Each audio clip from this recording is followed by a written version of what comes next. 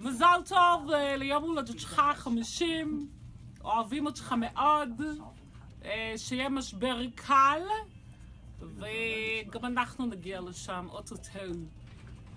מזל טוב לעודד טוביה לגיל ה-50, שתזכה לשנים טובות וארוכות, ושיהיה לך רק אושר ושמחה בחיים. ותודה על הכל. מזל טוב עד 120.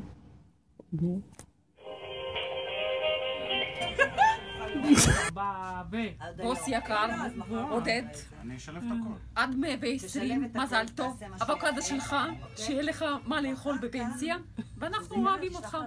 תהיה בריא. עכשיו. אחי היקר, מזל טוב ליום הולדת 50. מאחל לך את כל הברכות, אושר, בריאות, פרנסה, זוגיות טובה, והצלחה בכל מה שתעשה, ותודה על כל העזרה. מזל טוב. עודד, יום הולדת שמח.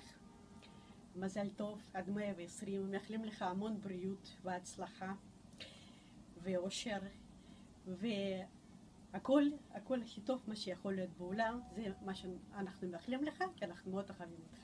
כל טוב. עודד, שלום, אני רוצה לאחל לך הרבה מזל טוב לכבוד יום הולדת ה-50 שלך. אני רוצה לאחל לך הרבה בריאות, הרבה הנאה, הרבה עניין בחיים, ואני באמת מאוד שמח להיות כאן, ומקווה שבאמת כל העתיד שלי יהיה כאן, כל השנים הבאות, וזהו, שתדע רק טוב, באמת אנחנו מאוד מעריכים את זה, שאתה בוס שלנו, להתראות. אודי, מזל טוב ליום ההולדת, אוהבים אותך עד 120, שתהיה רק מאושר ומאושר. שלום, מזל טוב, הרבה בריאות, נחת, אושר. תשמור על עצמך וגם תשמור עלינו. מזל טוב. היי, עודדוש, חבר יקר שלי, איש יקר, מאז שנכנסת לעולמי ב-2004 השתנו סדרי בראשית. אני מנסה לחשוב מה היה קורה לולי פגשתי אותך. הפכת להיות בת זוגי הרבה יותר מנשים אחרות, ואנחנו יודעים על הוויכוחים האדירים שיש בנושא המזונות.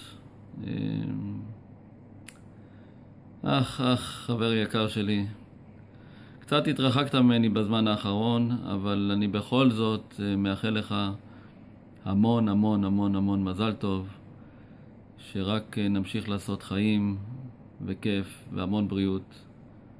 איש יקר, שמור על עצמך והמון מזל טוב. עד 120, אוהב אותך,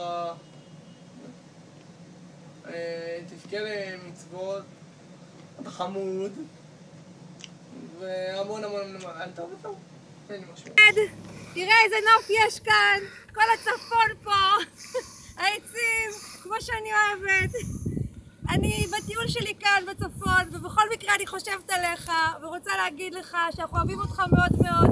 גם אני פה שנמצאת עכשיו כרגע רחוק ממכם, אני חושבת עליך וחושבת על המשרד. רוצה להגיד לך הרבה מזל טוב ליום ההולדת שלך בעזרת השם. ה-50 שבעזרת השם יהיה כמו 20, שיהיה לך הרבה בריאות ונחת בעזרת השם. מהילדים, ובעזרת השם נכדים בקרוב בעזרת השם.